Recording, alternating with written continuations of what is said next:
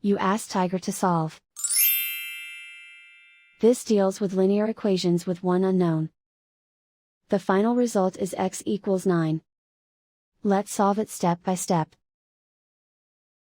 Group all constants on the right side of the equation. Subtract 1 from both sides. Simplify the arithmetic.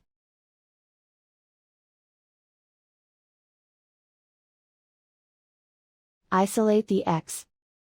Divide both sides by -9. Cancel out the negatives. Simplify the fraction. Cancel out the negatives. Find the greatest common factor of the numerator and denominator. Factor out and cancel the greatest common factor. And so the final result is x equals 9.